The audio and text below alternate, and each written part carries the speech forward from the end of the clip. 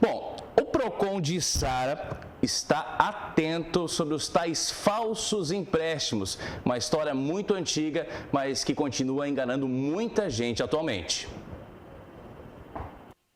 Praticamente todos os dias, o Procon de Sara tem recebido reclamações de consumidores a respeito de falsos empréstimos.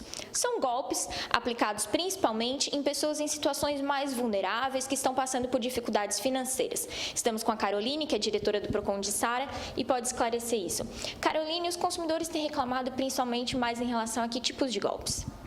Bom, esse tem sido um problema muito comum aqui no município de Sara, mas não só aqui, como no Brasil todo. Hoje no Brasil nós temos cerca de 30 milhões de superendividados. E essas pessoas que estão nessa situação de superendividamento, muitas vezes no afã de tentar voltar à sua condição anterior de bom pagador, acabam firmando empréstimos de maneiras duvidosas.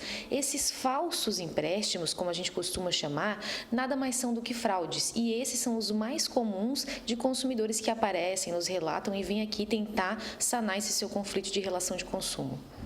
E de que forma esses criminosos costumam agir? Tem um modus operandi aí mais comum? Tem sim, perfeito. Hoje em dia a gente sabe que a tecnologia facilita muito as coisas, né? Porém, ela também pode acabar sendo uma válvula para essas pessoas mal intencionadas, pessoas de má fé, acabarem ludibriando esse consumidor que, como você mesmo disse no início, é vulnerável, principalmente aqueles mais idosos e com uma capacidade técnica um pouco mais inferior. Então, a internet tem sido o grande meio para que esses criminosos atuem. Por isso que o cuidado ele tem que ser redobrado, especialmente nas redes sociais, onde colocam publicações que o consumidor muitas vezes clica, é direcionado para um site que é fraudulento e aí acaba caindo na fraude.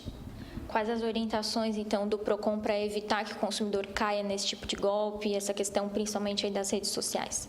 É muito importante que o consumidor busque saber a idoneidade dessa empresa. Se ela tem um CNPJ, consultar esse CNPJ no site da Receita para saber se é uma empresa que de fato é ativa, porque muitas vezes, inclusive, esses fraudadores, eles utilizam de um nome muito próximo de uma empresa que realmente tem idoneidade, que atua no mercado, para aí sim tentar ludibriar ainda mais esse consumidor. E claro, sempre que tiver dúvida, buscar um profissional da área, buscar um familiar de confiança antes de fazer qualquer tipo de tratativa, ou mesmo o Procon, que todos os servidores, os técnicos estarão dispostos a auxiliar esse consumidor para que ele de fato faça um bom negócio. E no caso, se a pessoa infelizmente já caiu no golpe, né, qual procedimento ela deve fazer?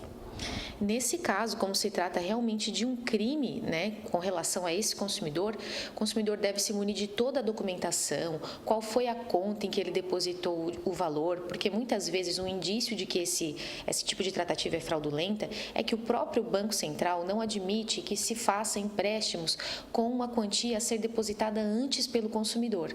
Então, quando isso acontece, o consumidor já deve desconfiar.